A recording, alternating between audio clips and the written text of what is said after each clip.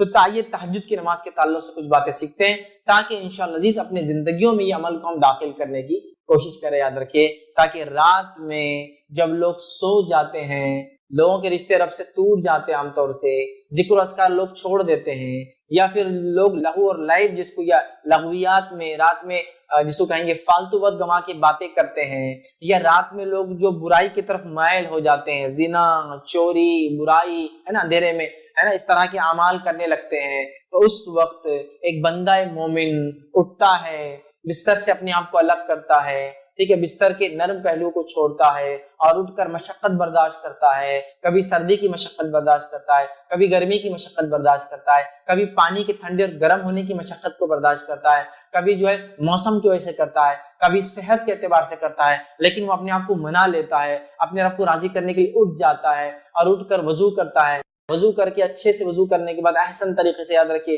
وہ نماز کے لیے کھڑا ہوتا ہے اور اپنے رب سے رشتہ قائم کرتا ہے، اپنے رب سے تعلق قائم کرتا ہے. یاد رکھیے اللہ کے سامنے عاجزی کرتا ہے، انکساری کرتا ہے، استغفار کرتا ہے، دعائیں کرتا ہے، نماز سے ہٹ کر تلاوت قرآن کرتا ہے، تو رب العزت اس چیز کو بے حد بے حد بے حد پسند کرتا ہے. ہم دن میں تو کرتے ہیں، لیکن صد افسوس یا افسوس کی بات ہے ان لوگوں کے لیے جو فرائض ادا نہیں کرتے. چونکہ میں تو نفل کی بات کر رہا ہوں، لیکچر ہی نفل پہ ہو رہا ہے، فرائض پہ تو نہیں ہو رہا ہے. صد افسوس ہے، لیکن نوافل کا اگر یہ اجر ہے تو میں سمجھتا ہوں اس کے اجر کو سمجھ کے آپ فریضے کا یا فرائض کا اجر کیا ہوتا ہے اندازہ لگا سکتے ہیں. اور اس بات کو میری یاد رکھیے، اس بات کو یاد رکھیے، سلف صالحین کے نزدیک، صحابہ تابعین تبع تابعین، ان کے نزدیک فرائض تو فرائض تھے، سب کو اس پر عمل کرنا ہی تھا.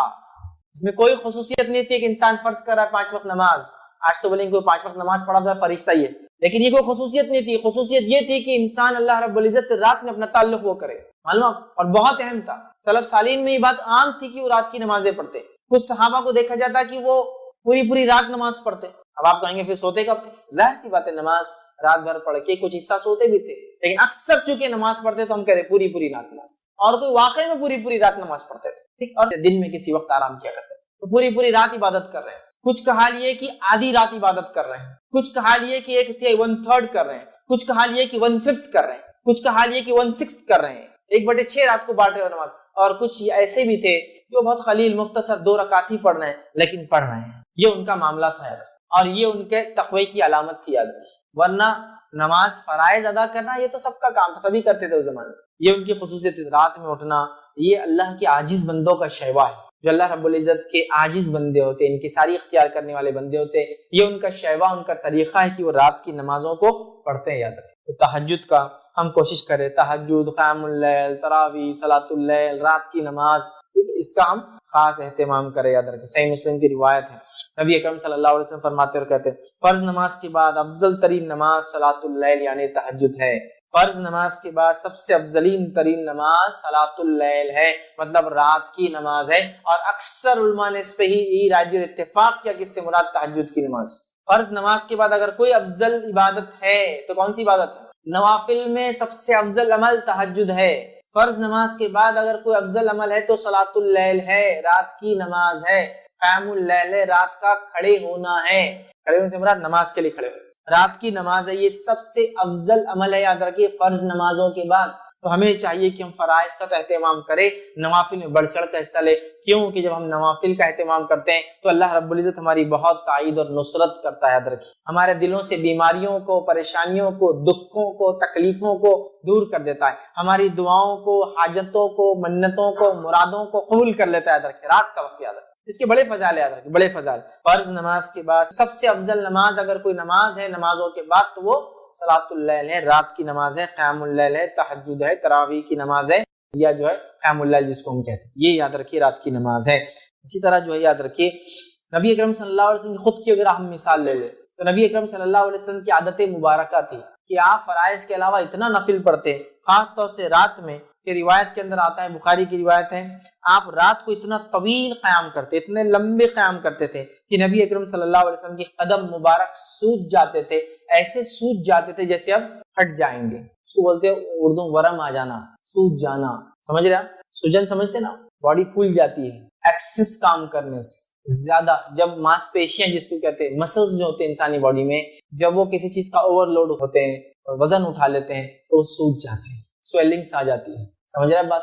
اگر کسی نے کثرت کی ایکسرسائز اور زیادہ کر لی اس کی طاقت سے تو اس کی باڈی سوج جاتی ہے. تو نبی اکرم صلی اللہ علیہ وسلم اتنا کثرت سے قیام کرتے راتوں میں کہ اس قیام کی وجہ سے, اس کھڑے ہونے کی وجہ سے آپ کے قدم مبارک جو ہے سوج جایا کرتے تھے, سویل ہو جاتے تھے. سمجھ رہے آپ کہ ایسے سوج جاتے تھے کہ روایت میں الفاظ آتا ہے, اس کا ترجمہ علماء کرتے پھٹ جانے کو ہے. سمجھا, اتنا آپ راتوں میں قیام. اور ایک مرتبہ آپ کی ایک زوجہ نے پوچھ لیا, آپ کی ایک بیوی نے پوچھ لیا, اے اللہ کے رسول صلی اللہ علیہ وسلم آپ اتنی عبادت کرتے, حالانکہ آپ تو بخشے بخشائے ہیں, آپ کے تو معاملات جو ہے بخشے بخشائے آپ, پھر کیوں کرتے ہیں؟ تو کہا کیا میں اللہ کا شکر گزار بندہ نہ بنوں؟ تو نبی اکرم صلی اللہ علیہ وسلم بخشے بخشائے تو شکر گزار بندہ بننے کے لیے یہ کام کر رہے ہیں. میرے رب کا تو حال ہم کو پتہ ہی نہیں کیا ہے. یقیناً اس نے ظن رکھتے اپنے رب سے ہم کہ ہمارا رب ہمارے گناہوں کو معاف کر کے, ہماری کوتاہیوں کو معاف کر کے ہم کو بخش دیں گا انشاءاللہ, لیکن ہم کو تو پتہ بھی نہیں.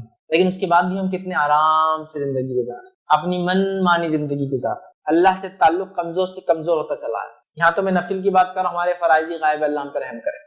یہاں تو رات میں اٹھنے کی بات کر رہا ہوں, فجر نہیں ہوئی تو پھر رات میں اٹھنے کا کیا معاملہ, سمجھ رہے ہیں کتنا اہم ہے, یاد رکھیے. تو یہ نمازوں کا ہم خاص اہتمام کریں. نبی اکرم صلی اللہ علیہ وسلم بخشے بخشائے ہونے کے باوجود بھی اتنا پڑھتے کہ پیروں میں سجن آ جاتی, سوج جاتے, پیر موٹے ہو جاتے کہ آپ کی زوجہ پوچھ رہی ہے کہ آپ تو بخشے بخشائے پھر کیوں اتنی نماز پڑھتے ہیں؟ آپ فرما رہے کیا میں اللہ کا شکر گزار بندہ نہ بنوں؟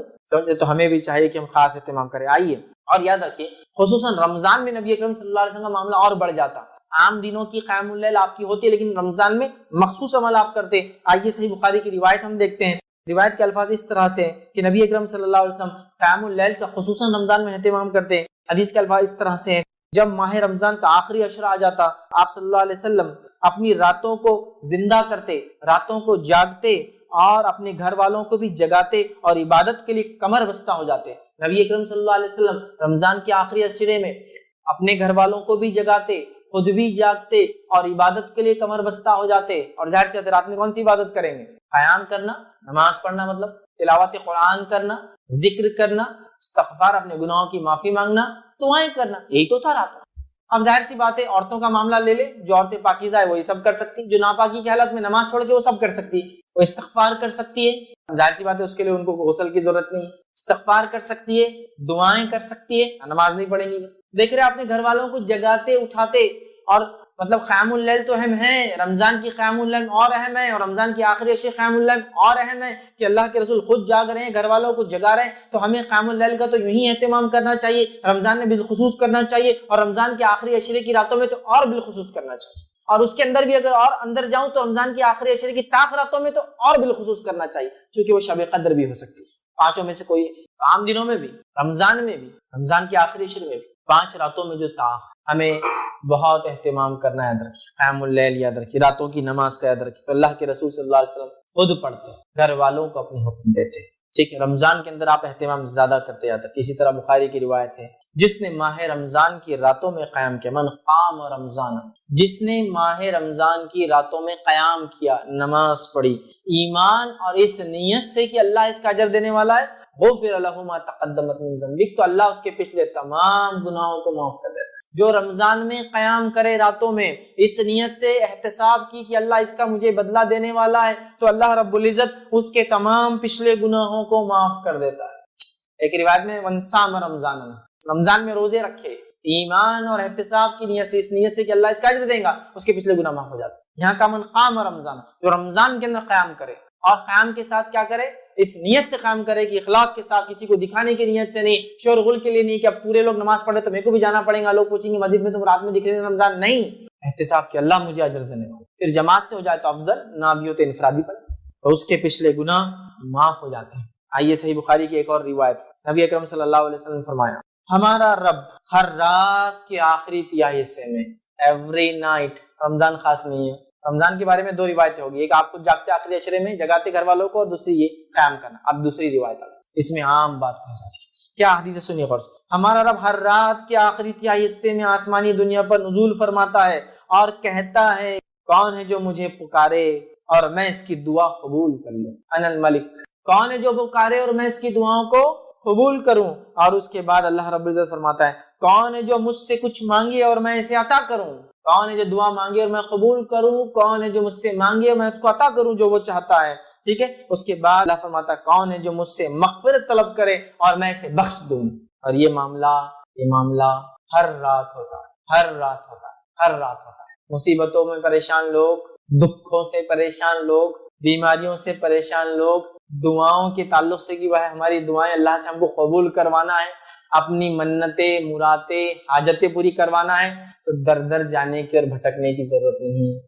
یہ وہ وقت ہے، یہ وہ ٹائم ہے، یہ وہ سمے ہے جس گھڑی اور سمے میں اگر اٹھ جاؤں گے تو اللہ رب العزت ندا اور آواز لگائی جاتی ہے کوئی مانگنے والا میں دینے بیٹھا ہوں، ہے کوئی مجھ سے مانگنے والا میں دعائیں قبول کرنے بیٹھا ہوں، ہے کوئی کچھ مانگنے والا میں اس کو عطا کرنے بیٹھا ہوں۔ اور اللہ فرماتا ہے کوئی مغفرت طلب کرنے والا، چلو دنیا کچھ نہیں آخرت کا، تو میں وہ بھی دینے بیٹھا ہوں۔ اور یہ سلسلہ ہر رات کے تیسرے پہر آخری پہر ہوتا ہے، اور یہ کب ہوتا ہے معلوم آپ کو؟ اس کو بولتے ہیں سحر کا وقت۔ اگر آپ کو کچھ نہیں سمجھتا تو سحر کا وقت مطلب سحر کے خاتمے سے پہلے کا وقت۔ رمضان کے اندر تھا سحر کا خاتمہ اتنے بجے، اس سے پہلے کا وقت یہ رات کا تیسرا حصہ ہوتا ہے، اور عام طور سے ہم اس وقت میں سحر کرتے ہیں، اس لیے میں سحر کا وقت کہہ رہا ہوں۔ ورنہ رات کا تیسرا پہر مطلب فجر سے پہلے کا ٹائم، فجر ہونے سے پہلے کا ٹائم، سمجھا؟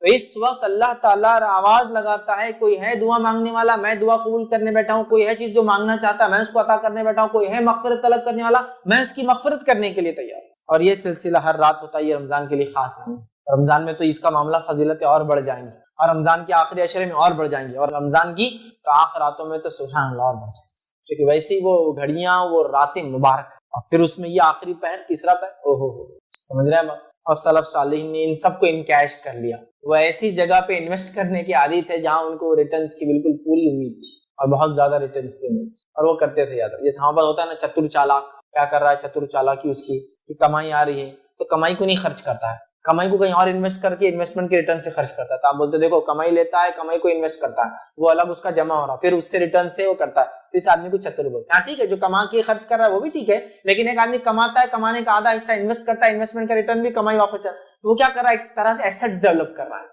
آپ بولتے ہیں بڑا چتر چالاک ہے یار، کیا دنیا بنا لیا، انکم آتی تھی میں نے پورا خرچ کر دیا، اس نے انویسٹ کیا کہیں تو بھی کام کے علاوہ بزنس بھی کرتا تھا، بزنس کا بھی ریٹرن، آج دیکھو ریٹائرمنٹ کے بعد بھی وظیفہ بھی چالو ہے، یہ بھی ہے، بچے بھی فلاں فلاں، چتر چالاک ہوشیار۔ تو صحابہ ایسے ہی چتر چالاک ہوشیار تھے آخرت کے معاملے میں۔ سلف صالحین کا طرز یہی تھا کہ بہت چتر چالاک تھے، اپنے انویسٹمنٹ بہت دیکھ بھال کی انہوں نے آخرت کے تھے، بہت زیادہ اہتمام کرتے تھے راتوں میں، بہت زیادہ، ایسی کوئی امتحان نہیں۔ تو یاد رکھیے اس کے فائدے دیکھیے آپ، سب سے افضل نماز، نبی اکرم صلی اللہ علیہ وسلم رمضان میں خاص اہتمام کرتے، رمضان میں گھر والوں کو اٹھا کے اس کو پڑھاتے۔ اس کے بعد جو ہے یہ وہ وقت ہے آخری پہر، ویسے تو عشاء کے بعد سے شروع ہوتا ہے لیکن سب سے افضل ترین وقت اس کا تیسرا پہر ہے، جب اللہ تعالیٰ آواز لگاتا ہے ہائی کو مانگو۔ آئیے جامع ترمذی کی روایت ہے، نبی اکرم صلی اللہ علیہ وسلم فرما رکھا اللہ اپنے بندے کے قریب ترین اس وقت ہوتا ہے، اللہ اپنے بندے کے قریب ترین اس وقت ہوتا ہے جب رات کا آخری پہر ہوتا ہے۔ اللہ بندے کے سب سے قریب کب ہوتا ہے؟ جب رات کا آخری پہر ہوتا ہے۔ اگر اس وقت اللہ کا ذکر کرنے والوں میں تم ہو سکتے ہو تو شامل ہو جاؤ، آپ صلی اللہ علیہ وسلم مشورہ دے رہے، اگر اس وقت اللہ کے ذکر کرنے والوں میں تم شامل ہو سکتے ہو تو ہو جاؤ۔ اللہ سب سے قریب ترین انسان رات کے آخری حصے میں ہوتا ہے، اور آپ کو معلوم اللہ سب سے قریب ترین بندہ سجدے کی حالت میں ہوتا ہے، تو اگر دونوں روایتوں کو ہم ملا لے تو اللہ سے سب سے قریب آدمی سجدے کی حالت میں ہوتا ہے، اور اگر رات کے آخری پہر کا وہ سجدہ ہو تو اور قریب ہو جائیں گا، ظاہر سی بات۔ سب سے قریب اللہ بندے سے رات کے آخری پہر ہے، اور حدیث میں آتا ہے کہ سجدے میں سب سے قریب ہوتا ہے، تو کیوں نہ اس وقت نماز پڑھی جائے تاکہ قریب سے قریب ترین ہو جائے۔ اور جب ایک بندہ اللہ کا محبوب بن جاتا ہے تو دنیا کی وسیلوں کی، دنیا کی چیزوں کی اس کو ضرورت نہیں پڑتی، اپنے معاملات کی، اپنے معاملات کو یوں نکلوا لیتا ہے اپنے رب سے، ہے نا؟ جیسا لوگ جان پہچانے تو منوا کے اپنے کام نکال لیتے ہیں، تو جس بندے کی پہچان رب العزت سے ہوتی ہے وہ منوا لیتا ہے اپنا کام اپنے رب سے، وہ بنا لیتا ہے اپنی آخرت دنیا میں رہتے ہوئے۔ یاد رکھیے تو یہ رات میں ہو سکتا ہے، یہ کمال رات میں ہو سکتا ہے، یاد رکھیے۔ تو ہم کوشش کریں کہ ہم اس کے لیے جدوجہد بولوں گا، آج کے زمانے میں تو کوشش نہیں، مجاہدہ ہو جائیں گے آج تو، مطلب بہت اسٹرگل ہے، کیونکہ جو لائف سٹائل ہم جیتے نا وہ لائف سٹائل یہ ہے کہ دن بھی برباد اور رات بھی برباد کرنے والا لائف سٹائل ہے۔ دن برباد فالتو کاموں میں، رات برباد فالتو کاموں میں، دونوں برباد ہوتی ہے۔ راتوں میں دیر تک جاگنا اور پھر آدھی رات گئے تیسرے پہر کو سونا، تیسرے پہر سے سونا تو سورج چڑھنے تک سوتے رہنا، تو تب جا کے ہمارا معاملہ ہوتا ہے۔ یاد رکھیے اس اصول کو، یاد رکھیے جو قومیں سورج کو اٹھاتی ہے وہ دنیا میں کارنامے انجام دیتی ہے، اور جن کو سورج اٹھاتا ہے وہ کچھ نہیں کر پاتی۔ یاد رکھیے مطلب جو قومیں سورج نکلنے سے پہلے اٹھ جاتی ہے وہ دنیا میں کچھ کر جاتی ہے، اور جن کو سورج نکلنے کے بعد اٹھاتا ہے تو وہ کچھ زیادہ نہیں کر پاتی۔ سمجھ رہے بات کو؟ تو بہرحال ہم لوگ تو سب برباد کریں، اس کا ہم کو مجاہدہ کرنا ہے، کوشش کرنا اور یہ عمل کرنا ہے۔ آئیے صحیح مسلم کی روایت ہے، نبی اکرم صلی اللہ علیہ وسلم فرماتے کہتے رات میں ایک گھڑی ایسی آتی ہے، رات میں ایک گھڑی ایسی آتی ہے کہ اس میں کوئی مسلم بندہ اللہ تعالیٰ سے جو کچھ مانگتا ہے اللہ تعالیٰ اسے دے دیتا ہے۔ رات میں ایک گھڑی ایسی آتی ہے اس میں ایک مسلمان بندہ جو کچھ اپنے رب سے مانگتا ہے اللہ اسے دے دیتا ہے، ٹھیک دے دیتا ہے. اور یہ گھڑی ہر رات میں آتی رہتی ہے. یہ کوئی سال میں ایک دن مخصوص شب قدر وغیرہ نہیں، یا پھر ذی الحجہ کے پہلے 10 دن نہیں، یا پھر حرمت والے مہینوں میں نہیں. یہ ہر رات یہ مسئلہ ہوتا ہے، ہر رات یہ ایسا ہوتا ہے کہ ایک گھڑی آتی ہے اور اس میں بندہ مسلمان کوئی چیز مانگے.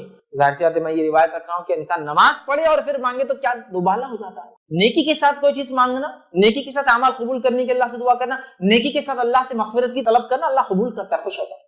لیکن یہاں تو وہ بندہ یا وہ بندی بھی اللہ کی، جیسے کہ عورتیں سوال کرتی بس پاکیزگی کی حالت میں نہیں ہے، تو یہاں تو مانگنے کے لفظ یہ نہیں کہ نماز پڑھ کر مانگے.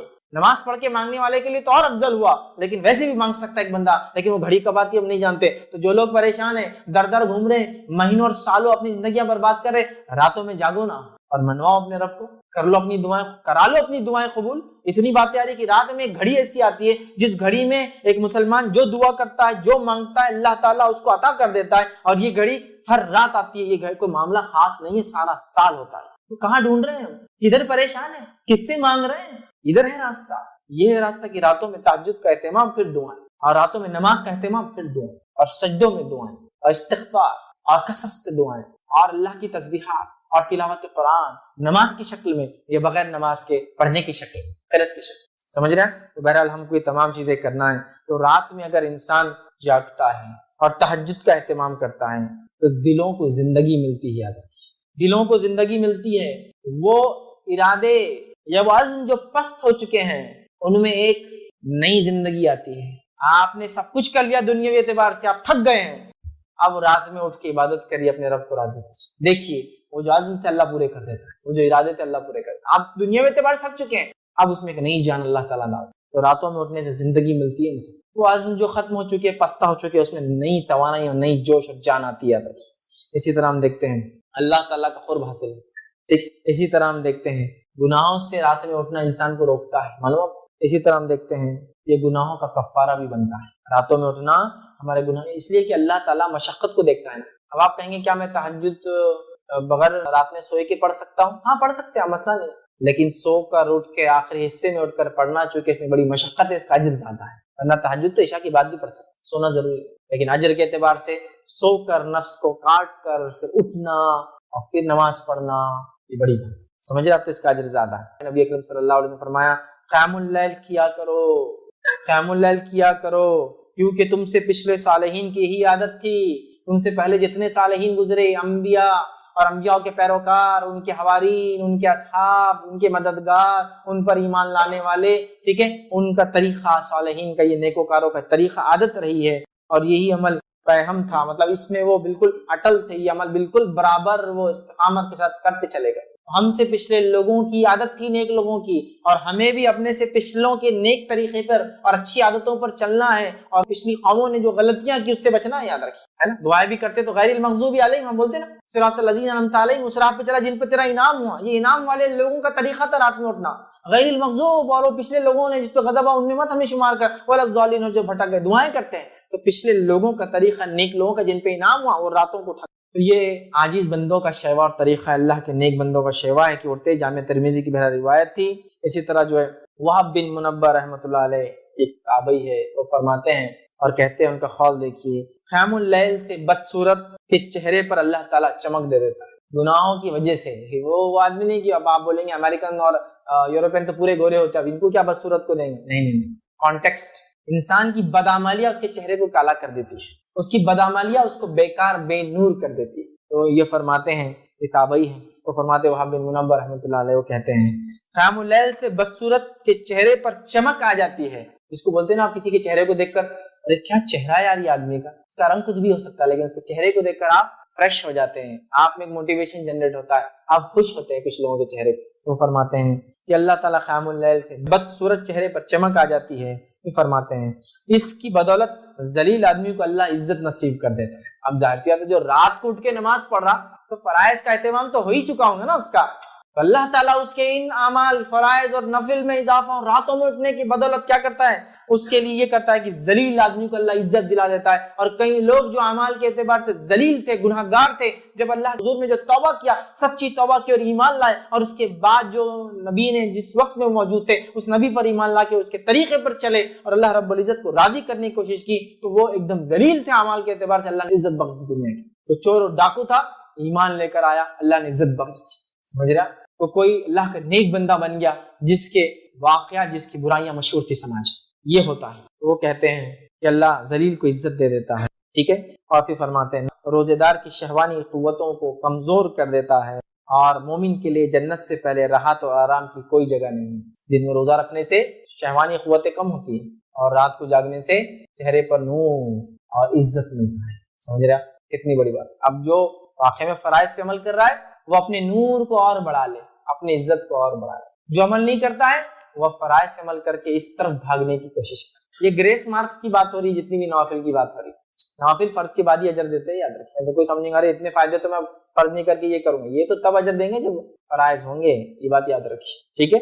بہرحال آئیے آگے. عبداللہ ابن عباس رضی اللہ عنہ فرماتے ہیں، ان کا قول ہے، فرماتے ہیں جو شخص یہ چاہتا ہے کہ اللہ تعالیٰ اس کے لیے قیامت کا طویل قیام آسان کر دے، جو شخص یہ چاہتا ہے کہ اللہ تعالیٰ قیامت کا طویل قیام اس کے لیے آسان کر دے، اسے چاہیے کہ وہ اپنے آپ کو راتوں کی تاریکی میں سجدے اور قیام کی حالت میں اللہ کے سامنے حاضر کرے. قیامت کا قیام بہت لمبا ہے، 50 ہزار سال کا ایک دن. حساب و کتاب لوگوں کے ہوں گے نہیں شروع. پسینے کا یہ عالم ہوگا کہ لوگ اپنے گناہوں کے اعتبار سے پسینے میں ڈوبے ہیں، ٹخنے گھٹنے ناکوں تک ڈوبے ہیں. معلوم یہ حال اس وقت قیام ہے لمبا. وہ کہہ رہے ہیں جو طویل قیام سے اپنے آپ کو بچانا چاہتا ہے آخرت، اسے چاہیے کہ رات کی تاریکی میں سجدے اور قیام کی حالت میں اللہ کے سامنے پیش کرے اپنے آپ کو، اور اس کے دل میں قیامت کے دن کا ڈر اور رحمت الہی کی امید رہے. یہ قیامت کا ڈر بھی ہے لیکن رحمت الہی کی امید بھی ہے، اور وہ کھڑا رہے اپنے رب کے حضور اور سجدے کرے، تو انشاءاللہ وہ قیام اس کے لیے آسان ہو جائے انشاءاللہ. یاد رکھیے. تو بہرحال اس کے ساتھ ساتھ قیام اللیل کی فضیلت جو ہے مسند احمد کی ایک روایت میں آتی ہے. اتنی بہترین پیاری پیاری فضیلتیں ہیں، یاد رکھیے. ایک کی بعد ایک اس حدیث میں آتی ہے. یہ حدیث میں آپ کے سامنے رکھتا ہوں. آئیے حدیث کے الفاظ سنیے.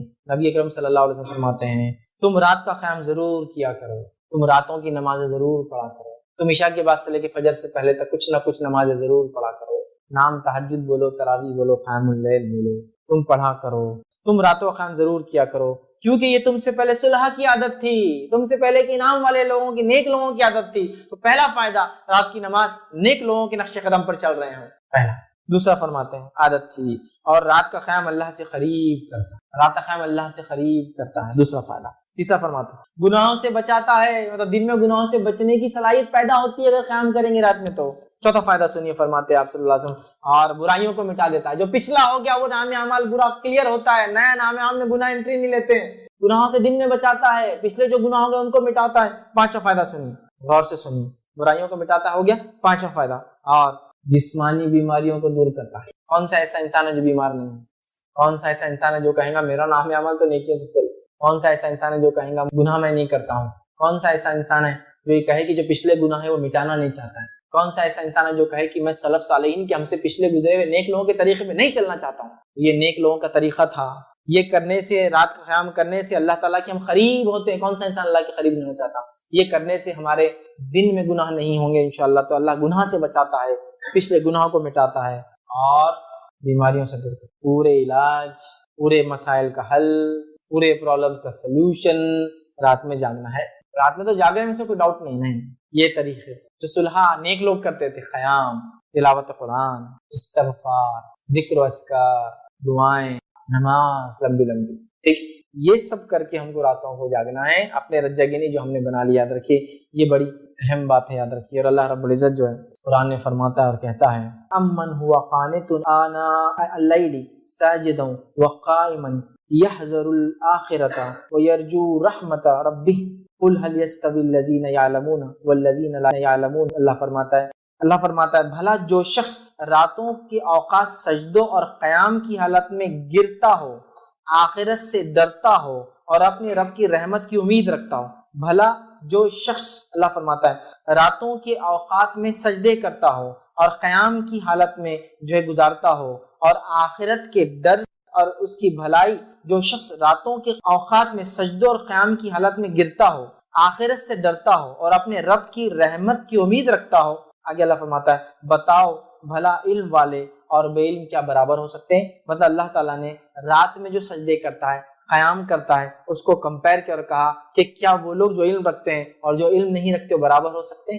ٹھیک، تو یہاں دیکھیے خاص طور سے اللہ فرماتا ہے رحمت کی امید رکھتا ہوں، ٹھیک ہے، اور وہ سجدے اور قیام کرتا ہے، اور خاص طور سے لیل میں، رات میں، تو رات میں جو قیام کرتا ہے، رات میں جو سجود کرتا ہے، تو اللہ فرما رہا ہے کہ وہ لوگ ہیں جو آخرت کو سمجھتے ہیں، علم رکھتے ہیں، تو کیا وہ لوگ جو علم رکھتے ہیں اور علم نہیں رکھتے کیا دونوں برابر ہو سکتے ہیں؟ تو ہمیں یہ عادت ڈالنا چاہیے، راتوں میں قیام کی یاد رکھیے، اور راتوں کو ہم طویل لمبا قیام کرنے کی کوشش کریں، اللہ کا تقوی اختیار کرے، یاد رکھے راتوں کو کم آرام کرنے کی کوشش کرے، اور جو ہے صحت کے وقت خاص طور سے اللہ تعالیٰ سے مغفرت طلب کرے۔ کیوں؟ اس لیے کہ اللہ رب العزت نے سورہ زاریات سورہ نمبر 51 آیت نمبر 18 اور اسی طرح سورہ آل عمران میں ایک جگہ فرمایا اور کہا وبالاسحار هم یستغفرون، مومنوں کی صفت ایک یہ ہے کہ وہ سحر کے وقت میں استغفار کرتے ہیں۔ کیا فرمایا اللہ نے؟ وبالاسحار هم یستغفرون، وہ لوگ سحر کے وقت استغفار کرتے ہیں، چونکہ اسی آخری پہرے رات کا اور سب سے افضل گھڑی ہے، اللہ رب العزت نچلے آسمان پہ ہوتا ہے اور بندہ اللہ سب سے قریب ہوتا ہے، اور روز آواز لگائی دے کوئی مانگنے والا اور کوئی ہے مغفرت طلب کرنے والا، میں مغفرت دینے والا، تو جو ہے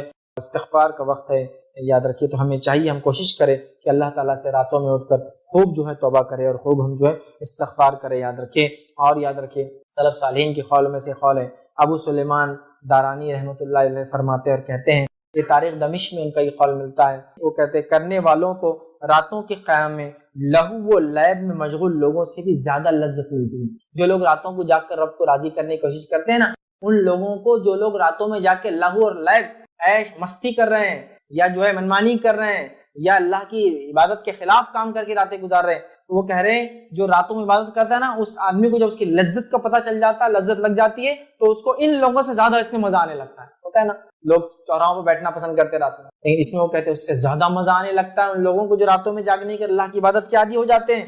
پھر وہ کہتے ہیں لذت ملتی ہے، اگر رات نہ ہوتی تو اس دنیا میں زندہ باقی رہنے کی کوئی چاہت نہ ہوتی ہوتی، کیونکہ رات میں تو رب سے، دنیا میں دن میں تو پریشان حال ہے لوگوں میں، رات میں اکیلا بندہ اپنے رب کے قریب ہوتا ہے، یاد رکھیے۔ اسی طرح جو ہے ابن عمر، عبداللہ بن عمر رضی اللہ عنہ کا قول ہے، طبقات ابن سعد میں روایت ان کا قول ہے، وہ کہتے ہیں مجھے دنیا کی، ان کے وفات کا وقت قریب آ گیا، موت کا وقت قریب آیا، تب وہ کہنے لگے اور فرمانے لگے مجھے دنیا کی کسی چیز کو چھوڑ جانے کا کوئی افسوس نہیں ہے، مجھے دنیا کی کسی چیز کو چھوڑ کر جانے کا افسوس نہیں ہے۔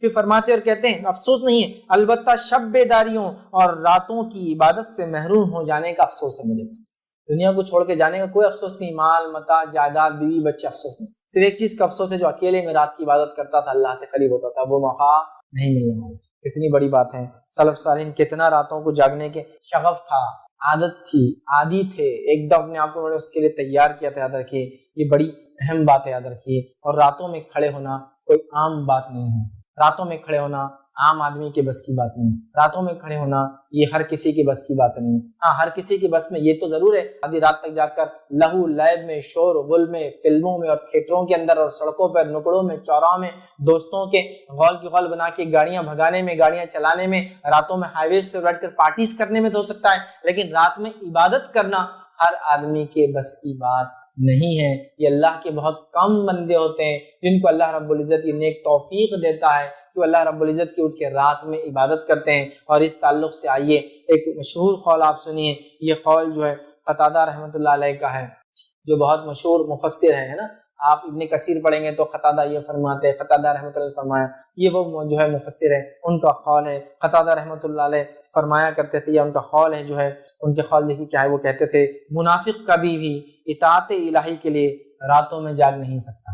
وہ کہا کرتے تھے منافق کبھی بھی اطاعت الہی کے لیے راتوں میں نہیں جاگ سکتا، تو منافق تو ویسے فرض بھی دکھانے کو کرتا ہے تو رات میں کیوں جاگیں گا؟ تو کہتے تھے منافق کبھی بھی رات میں اطاعت الہی کے لیے جاگ نہیں سکتا، یہ تو صرف سچا مومن ہی، اسے میں نے بھی کہا سچا ہوں، کیونکہ رات میں فرض نماز کو تو لوگ دیکھ رہے ہیں تو منافق آ جاتے تھے، لیکن رات میں تھوڑی منافق نماز پڑھتے ہوں گے۔ وہ کہتے ہیں کہ منافق کبھی بھی جو ہے اطاعت الہی کے لیے رات میں جاگ نہیں سکتا، یاد رکھیے، بڑی بات ہے، یاد رکھیے، ایک بڑا بھاری قول ہے ہم جیسے لوگوں کے لیے، یاد رکھیے۔ بہرحال آگے آئیے ہم دیکھتے ہیں، اللہ رب العزت نے فرمایا کہا تتجافى جنوبهم عن المضاجع يدعون ربهم خوفا وطمعا ومما رزقناهم ينفقون۔ اللہ فرماتا کہتا ہے ان کے پہلو بستر سے الگ رہتے ہیں، مطلب صحابہ کے تعلق سے آ رہی بات کہ وہ راتوں میں جاگتے ہیں، اپنے اللہ اپنے نیک بندوں کا تذکرہ کر رہا ہے کہ ان کے پہلو بستر سے الگ ہوتے ہیں رات میں، الگ رہتے ہیں، وہ جہنم کے خوف اور جنت کی لالچ میں اللہ تعالیٰ کو پکارتے ہیں۔ کوئی نہیں جانتا کہ ان کی آنکھوں کی ٹھنڈک کا کیا سامان چھپا رکھا ہے جو انہیں ان کے اعمال کے بدلے میں دیا جائے گا۔ وہ لوگ جو راتوں کو اپنے پیٹھ کو بستر سے الگ رکھتے ہیں، مطلب فرائض ادا کرنے کے علاوہ راتوں میں اٹھتے ہیں، اللہ فرما رہا ہے، اور اللہ سے خوف کرتے ہیں، جہنم سے اور اس سے پناہ مانگتے ہیں، جنت کے تعلق سے طلب کرتے ہیں، اللہ سے اس کی لالچ رکھتے ہیں، تو اللہ فرما رہا ہے اور اللہ کو پکارتے ہیں۔ کوئی نہیں جانتا اللہ نے ان جیسے لوگوں کی آنکھوں کی ٹھنڈک کے لیے کیا سامان چھپا کر رکھا ہے، معلوم نہیں ہے، ہڈن ہے۔ اور اللہ تعالیٰ نے ایسے نیک لوگوں کو جو رات میں جاگتے ہیں ان کے لیے خزانے جمع کر رکھے ہیں، ایسی نعمتیں جمع کر رکھی ہے جس کو دیکھ کر ان کی آنکھوں کو ٹھنڈک محسوس ہو، لیکن وہ کیا ہے اللہ کہہ رہا ہے یہ خود نہیں جانتے ہیں ابھی، لیکن یہ کر کے آؤ پالو گے اس چیز کو۔ بڑی بات ہے، بہت بڑی بات ہے، یاد رکھیے ہمیں راتوں کو جا کر اللہ کی عبادت میں گزارنے کی کوشش کرنا چاہیے۔ یوں تو بہت گل چھرے، عیش مستی مذاق، انجوائمنٹ، ہاں کنٹری سائڈ جو ہے پکنک اور رات میں خیمے لا کے گھوم لیے، بہت گھوم ہو گیا سب، لیکن یہ عادت، یہ مشغلہ ہم کو بنانا یاد رکھیے اور اس کے فائدے اٹھانا ہے۔ اسی طرح اللہ رب العزت جو ہے قرآن میں فرماتا، سورہ دہر کی آیت نمبر 26 اور 27 میں فرماتا اور کہتا ہے وَمِنَ اللَّيْلِ فَاسْجُدْ لَهُ وَسَبِّحْهُ لَيْلًا طَوِيلًا إِنَّ هَؤُلَاءِ يُحِبُّونَ الْعَاجِلَةَ وَيَذَرُونَ وَرَاءَهُمْ يَوْمًا ثَقِيلًا۔ اللہ فرماتا اور کہتا ہے، غور سے سنیے کیا ہے، اللہ فرماتا ہے اور رات کے وقت اس کے سامنے سجدے کر اور رات کا طویل عرصہ اس کی تسبیح کیا کر۔ نبی اکرم صلی اللہ علیہ وسلم کو اسپیشل حکم ہے، اور انبیاءوں کے لیے یا نبی اکرم صلی اللہ علیہ وسلم کے لیے رات کی نماز فرض تھی، یاد رکھیے یہ ضروری ہوتی ہے، یاد رکھیے، اور آپ صلی اللہ علیہ وسلم ہمیشہ پڑھتے تھے۔ پھر اللہ فرما رہا وَمِنَ اللَّيْلِ فَاسْجُدْ لَهُ وَسَبِّحْهُ لَيْلًا طَوِيلًا، کہ نبی آپ رات میں سجدہ کرے، مطلب قیام کرے، نماز پڑھے اور رات کا طویل عرصہ اللہ کی تسبیحات بیان کرے۔ إِنَّ هَؤُلَاءِ يُحِبُّونَ الْعَاجِلَةَ، اور اللہ فرماتا ہے اور کہتا ہے بے شک یہ مادی لوگ جو دنیا پرست لوگ ہیں وہ جلدی ملنے والی دنیا چاہتے ہیں، اجلت سے ملنے والی وہ چیز چاہتے ہیں۔ پھر اللہ فرماتا ہے عاجلہ وَيَذَرُونَ وَرَاءَهُمْ يَوْمًا ثَقِيلًا، اور فرماتا ہے جلدی ملنے والی دنیا کو چاہتے ہیں اور اپنے پیچھے ایک بڑے بھاری دن قیامت کی ہولنا کیا چھوڑے اور بھلائے بیٹھے ہیں۔ یہ لوگ دنیا پرست لوگ دنیا چاہتے ہیں لیکن آخرت کو بھلا بیٹھے ہیں، اس کی عذاب کو، اس کی ہولناکیوں سے جو ہے یہ لوگ بالکل انجان ہیں۔ لیکن اے نبی آپ راتوں میں جگہ کیا کیجئے، سجدے کیا کیجئے، خوب ذکر کیا کیجئے اور ایک بڑا طویل عرصہ اس میں گزاریے۔ تبھی تو نبی اکرم صلی اللہ علیہ وسلم لمبی لمبی راتوں میں نمازیں قائم کرتے تھے، جیسے قیام ہوتا تھا ویسا اتنا لمبا رکوع ہوتا تھا، ویسا اتنا لمبا سجدہ ہوتا تھا، بہت آرام اور اطمینان کے ساتھ آتا۔ یہ نماز کی کیفیت اور تفصیلات دیکھنا ہے تو وتر اور تہجد اور تراویح کی نماز کی تفصیلات میں نے پورا بیان کی۔ وتر کی نماز کا طریقہ، اس سے پورے مسائل میں نے اس میں وتر اور تہجد کی نماز کا طریقہ اس کے مسائل میں بیان کیے۔ بہرحال تو ہم دیکھتے ہیں سلف صالحین کا یہی طرز تھا اور وہ بہت زیادہ اس میں جو ہے عمل کیا کرتے تھے، ٹھیک ہے۔ اسی طرح ہم دیکھتے ہیں جو ہے بعض سلف صالحین کے رات کی نماز کے تعلق سے جو اقوال میں سے اقوال ملتا ہے وہ یہ ہے، وہ شخص سخت برے حساب سے نجات کی امید کیسے لگا سکتا ہے جبکہ وہ رات بھر سویا رہتا ہے اور پھر دن بھر لہو لعب اور کھیل تماشے میں گزار دیتا ہے۔ وہ شخص اللہ سے آخرت میں مغفرت کی امید کیسے کر سکتا ہے جو راتوں کے اندر وہ جو ہے وہ فرماتے ہیں جو امید کیسے لگا سکتا ہے جو رات بھر سویا رہتا ہے اور دن میں لہو اور لعب فالتو کاموں میں لگا رہتا ہے، وہ کیسے سوچ سکتا ہے کہ اس کی مغفرت ہوگی، وہ کیسا امید کر سکتا ہے۔ تو لہٰذا ہمیں چاہیے کہ ہم خوب جو قیام اللیل کا اہتمام کریں اور اس کی جو کیفیت ہونی چاہیے وہ کیفیت ہم جو اپنے اندر اختیار کریں۔ اس کے کئی فائدے انشاءاللہ العزیز ہم کو ملیں گے، دنیاوی اور اخروی فائدے تو یقیناً اسی کے لیے ہے۔ اور وہ لوگ جو سوتے پڑے ہیں، یہاں رات کی نماز تو دور فجر بھی نہیں پڑھتے ہیں، ایسے ایک شخص کا تذکرہ نبی اکرم صلی اللہ علیہ وسلم کے سامنے ہوا جو فجر بھی نہیں پڑھا اور سوتا رہا۔ صحیح بخاری کی روایت ہے، نبی اکرم صلی اللہ علیہ وسلم فرمایا وہ ایسا شخص ہے جس کے کان میں شیطان نے پیشاب کیا ہے۔ جب انسان فجر نہیں پڑھتا ہے تو شیطان کیا کرتا ہے، پہلے تو پھسلاتا ہے فجر کے ٹائم پہ، اور جب نہیں پڑھتا ہے تو اس کے کان میں پیشاب کر کے چلا جاتا ہے، سمجھ رہے ہیں۔ بہرحال ہمیں چاہیے کہ ہم اہتمام کریں، اس کا اور خاص یاد رکھیے اہتمام کریں۔ آئیے ایک روایت ہم سنتے ہیں اور نبی اکرم صلی اللہ علیہ وسلم نے اس روایت میں کیا فرمایا وہ بات آپ کے سامنے رکھتا ہوں۔ روایت کو جب آپ سنیں گے تو ایسا لگتا ہے میرے اور آپ کے بارے میں ہی بات ہو رہی ہے، بڑی افسوس کی بات ہے، لیکن جو بات بتائے گی بڑی سچی بات ہے۔ آئیے ابو ہریرہ رضی اللہ عنہ فرماتے اور کہتے ہیں نبی اکرم صلی اللہ علیہ وسلم نے فرمایا اللہ تعالیٰ ہر اس شخص سے بغض و ناراضگی رکھتا ہے، اللہ تعالیٰ ہر اس شخص سے نفرت اور ناراضگی رکھتا ہے۔ بغض سمجھتے ہیں دل میں کوئی بات کو اٹھا کر رکھتا ہے، اللہ تعالیٰ ہر اس شخص سے بغض اور ناراضگی رکھتا ہے جو اکھڑ مزاج ہو، جو اکھڑ مزاج ہو، بازاروں میں شور الغل کرنے والا ہو، مطلب بازاروں میں تو اس کے چرچے ہوتے ہیں، شور الغل کرنے والا ہو، یہ فرماتے ہیں رات بھر مردوں کی طرح پڑے رہنے والا ہو، مطلب کوئی نماز نہیں، کوئی ذکر و اذکار نہیں، مردوں کی طرح پڑے رہنے والا ہو، دن کو گدھوں کی طرح کام کرنے والا ہو، مطلب فرائض ورائض سب گئے، بس گدھے کی طرح محنت اور مشقت کرتا ہو، ٹھیک ہے، کام اختیار کرنے والا ہو، دنیا کے معاملات میں تو بہت جاننے والا ہو، اور آخرت کی زندگی سے بالکل غافل اور نادان ہو۔ تذکرہ جب میں پڑھا تو مجھے لگا اللہ مجھ پر رحم کرے، میرا ہی آپ کا تذکرہ اور ہم لوگوں کا تذکرہ، ایسا انسان ہے، سنیے اس کی کیفیت۔ اللہ ایسے انسان سے بغض اور نفرت کرتا ہے جو انسان کیسا اکھڑ مزاج ہو، مزاج کو بدلو اپنے۔ دوسرا فرماتے ہیں وہ انسان جو بازاروں میں شور و غل کرتا ہو، مطلب بڑے چرچے ہو اس کے، راتوں کو بالکل مردے کے جیسا سوتا ہو، کوئی ذکر و اذکار، کوئی تلاوت، کوئی نماز نہیں پڑھتا ہو، دن گدھوں کی طرح محنت کرتا اور کام کرتا ہو، دنیا میں چتر اور چالاک ہر چیز کا علم ہو، اور آخرت کا پورا غافل آخرت۔ آج ہماری زندگی کیا ہے؟ دن بھر گدھوں کی طرح کام کرنا، رات بھر جانوروں کی جیسا سونا، پھر دن بھر وہی کرنا۔ دنیا میں تو ایسی چتر چالاکی کی کون سے برانڈ کا کون سا ڈیزائن، کون سا ماڈل، کون سے ماڈل کا کون سے ماڈل کے پیس میں کون سے چیز کتنی کیسی کون سی تبدیلی کے ساتھ کون سے کمپنیوں کی ہے، سب پتہ ہے ہم کو، لیکن یہی بات قرآن، حدیث، آیتوں کے تعلق سے قرآن، اس کی سمجھ ہم کو، میں سمجھتا بہت کم لوگ، میں ہی فیل ہو جاؤں گا، نہیں معلوم، سمجھا؟ نہیں معلوم، لیکن دیکھیں سب ہم میں ہماری ساری صفت۔ اللہ بغض اور نفرت کرتا ہے ایسے انسان سے، یاد رکھیں اللہ تعالیٰ ایسے انسان سے بغض اور نفرت کرتا ہے، یاد رکھیے، جس کے اندر یہ صفتیں ہوں۔ ہمیں چاہیے کہ راتوں کو اٹھنے والے بنے ہم، یاد رکھیے، اور دن میں فرائض ادا کرے، راتوں کو کچھ نہ کچھ ہی صحیح بہرحال ہم عبادت کرنے کی کوشش کیا کریں، یاد رکھیے۔ قیام اللیل کے تعلق سے آئیے کچھ اقوال رکھتا ہوں۔ ایک قول جو عبداللہ ابن مسعود رضی اللہ عنہ کا ہے، جو مشہور صحابی ہے، کیا فرماتے ہیں آپ سنیے قیام اللیل کے تعلق سے۔ جب آپ سے فرمایا گیا، کسی نے کہا کہ ہم جو ہے قیام اللیل نہیں کر پاتے، رات کی نمازیں نہیں پڑھ پاتے، ٹھیک ہے، تو وہ فرماتے اور کہتے ہیں تمہیں تمہارے گناہوں نے اس کے قابل نہیں چھوڑا۔ سبحان اللہ، کیا فرماتے ہیں؟ تمہیں تمہارے گناہوں نے اس کے قابل ہی نہیں چھوڑا کہ تم رات میں قیام کر سکے۔ سبحان اللہ، کیونکہ رات میں جب انسان قیام کرتا ہے تو اللہ سے گناہوں سے دور کرتا ہے اور پچھلے گناہوں کو مٹاتا ہے، تو کہتے ہیں اگر تم رات میں قیام نہیں کر سکتے ہو تو تمہارے گناہوں نے تمہیں اس لائق نہیں چھوڑا کہ تم رات میں اللہ کے سامنے کھڑے ہو، یا اللہ تعالیٰ نے تمہیں اس لائق نہیں رکھا کہ اب تم اس کے سامنے رات میں کھڑے ہو۔ وہ تو ایسا وقت ہے کہ جو مانگا قبول ہو رہا ہے، مغفرت مل رہی ہے، گناہوں سے اللہ بچا رہا ہے، پچھلے گناہوں کو اللہ معاف کر رہا ہے، اپنی قربت دے رہا ہے، نیک لوگوں کے طریقوں پر چلا رہا ہے، تو کہہ رہے تمہارے گناہوں نے تم کو چھوڑا اللہ، سمجھے؟ آئیے آگے ہم بڑھتے ہیں۔ ایک اور قول اسی طرح ملتا ہے، بڑا سخت ہے وہ بھی اپنے آپ میں۔ تو کسی سے کہا گیا ہے رات کی نماز کے تعلق سے، تو لوگوں نے کہا کہ ہم استطاعت نہیں رکھتے رات کی نماز کی، تو فرماتے ہیں یا کسی نے ان سے کہا کہ قیام اللیل کی استطاعت نہیں پاتے، تو ایسا کوئی طریقہ بتائیے جس طریقے کو اختیار کرنے سے ہم قیام اللیل کرنے لگے۔ تو فرماتے ہیں دن کو اللہ تعالیٰ کی نافرمانیوں میں نہ گزارو تو رات کو اللہ تعالیٰ تمہیں خود کھڑا کر لیں گا اپنے ساتھ۔ عبداللہ ابن مسعود کیا فرما رہے ہیں؟ تمہارے برائیوں نے، گناہوں نے تمہیں اس لائق نہیں چھوڑا کہ تم رات میں کھڑے ہو سکو۔